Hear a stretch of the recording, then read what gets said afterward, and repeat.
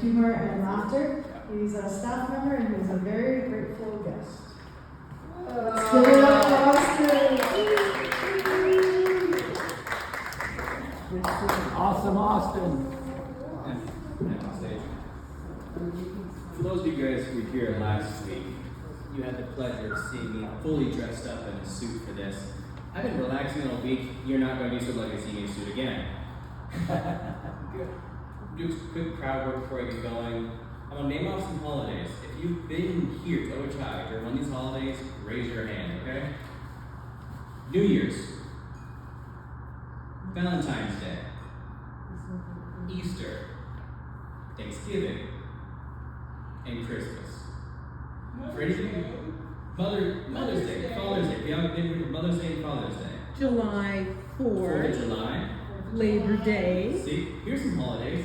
July Normally these 1st, holidays, Canada Day, my birthday. Boxing Day. Normally for these holidays, you're with your family, your loved ones. Instead, you're here eating salad and putting water where it doesn't belong. I have one simple question for you. How bad is your family's? Exactly. Or, conversely, how magical is this place to you? Some of you, I'm pretty sure it's both. I have notes this time for you. Follow-up question for you. How many of you are going to be here next week? And the next 12 weeks. Alright, here's a heads up for all of you first timers. Next week, we're going to do a class called Fermented Foods. Here's a tip for fermented foods. You're going to learn how to make sauerkraut. To make sauerkraut, an important step is massaging the shredded cabbage. Now, when they say massage the cabbage, we don't mean gentle. We don't mean like a soft. We're talking about the basic strangling the cabbage with your bare hands.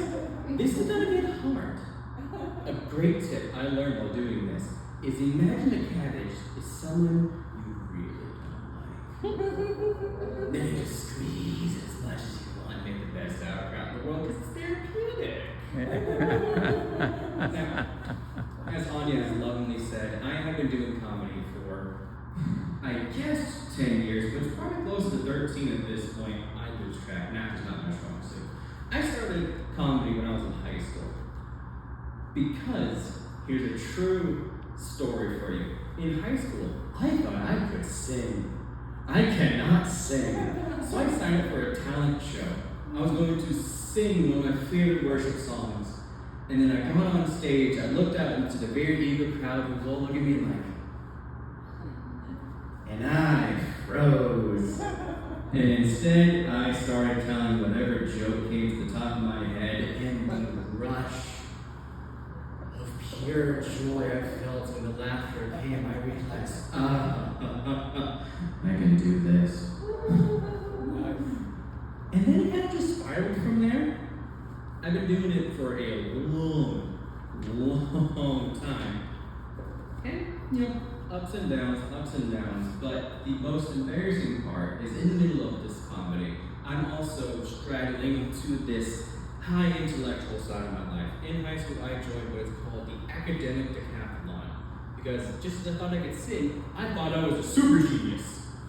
I am an adequate genius. So in academic decathlon, you have a competition where you have to do a speech in front of the judges. And my genius idea for my brilliant speech was how good I am in accents. I can do 2 accents. I can do English, mediocre, and Southern because I grew up on a farm. And I put this full heart into this speech, and I got from the judges,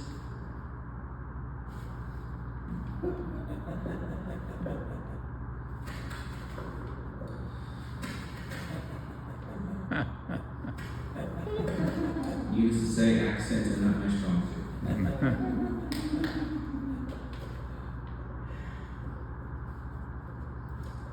And we have a lot more stuff going on tonight, but for those of you who were here last week, you got to understand one of my favorite things in comedy is playful mocking. Growing up, I was bullied a lot, and I decided the best way to get over a bully is to be funnier than they are. So instead of just blindly making fun of someone's basic appearance, I like to get clever and funny. We have a security guard here. He wasn't here this week, so you all didn't get to meet him, but here next week he will. His name is Mike. Mike is a very serious man. He looks like if the singer Pitbull killed people. He's big, he's buff, he is bald beyond belief, and he is covered in tattoos. I looked at him one day, I looked at him and said, Mike, you look like if a seal went to juvie. I looked at him again, looked him up and down. Mike, has anyone ever told you that you look like if Caillou, the cartoon character, did 5 years in penitentiary? Then my friend Sasha here. I love Sasha. The man can narrate a phone book and make you fall asleep, but not because it's boring. He's got that bass in his voice. Sasha looks, I said this last time, I'll say it again. Sasha looks like if he owned a hipster brewery up in Portland. Sasha looks like he would give you a great recommendation for a matcha latte.